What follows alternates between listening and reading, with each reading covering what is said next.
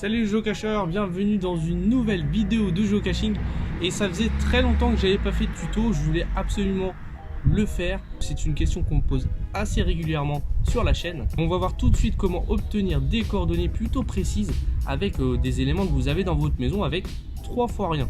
Premier élément, vous allez réunir des morceaux de bois de taille diverses. Donc là j'en ai un d'environ 15 à 20 cm. Là j'en ai un petit peu plus grand, je dirais environ 40 cm, et celui-là qui doit faire à peu près 60 cm. Vous allez tout de suite comprendre pourquoi il en faut de tailles différentes.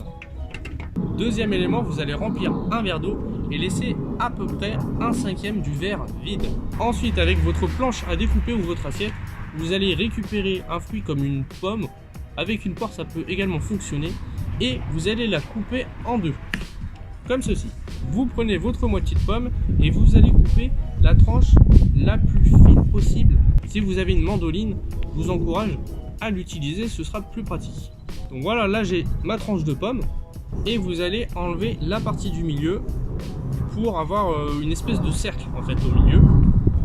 Et bon, donc là vous voyez, j'ai foiré ma pomme, il faut absolument que ce soit relié à ce niveau là, donc je vais recommencer de ce pas une tranche. Voilà, celle-là, elle est belle.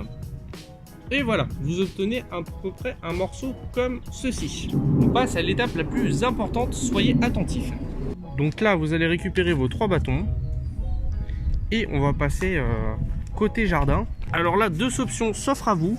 Soit vous creusez un trou, soit vous posez par exemple un Kong comme ceci. Si vous avez la chance d'avoir un géodug à la maison.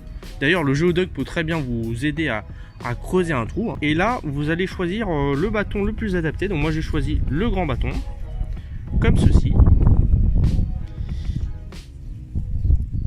Et vous venez tout simplement positionner de la manière la plus droite possible. Donc là, il n'est pas forcément droit. Donc vous voyez, je vais changer de bâton. Je vais en choisir un qui est un petit peu plus droit. Voilà, le bâton du milieu de taille moyenne me paraît beaucoup mieux. Donc là, vous poussez un petit peu le géodug parce que il prend un peu de place dans la vidéo. Allez, host. Voilà, vous avez votre bâton positionné sur votre Kong. Et là, je pense que certains en voient où je veux venir. Vous avez déjà une ombre qui apparaît derrière ce bâton. Et c'est une des informations cruciales qui va nous aider à obtenir les coordonnées. Troisième étape, vous allez utiliser l'application Geocaching, ou tout simplement vous passez par le site geocaching.com.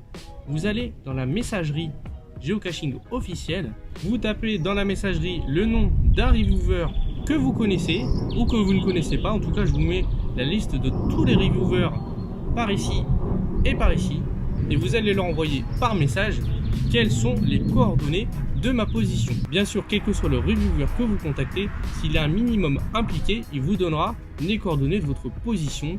Ça ne mange pas de pain. Avant-dernière étape, bien sûr, il est important de manger 5 fruits et légumes par jour. On ne le dit pas assez dans les vidéos de géocaching. Et enfin, le petit verre d'eau rempli à 4/5 du verre ou 1/5 du vide. Excellent, un très bon cru. Voilà, j'espère que ce petit tuto vous a été fort utile. N'hésitez pas à mettre vos ressentis dans les commentaires. On se dit à très vite les géocacheurs. Bonne recherche, ciao!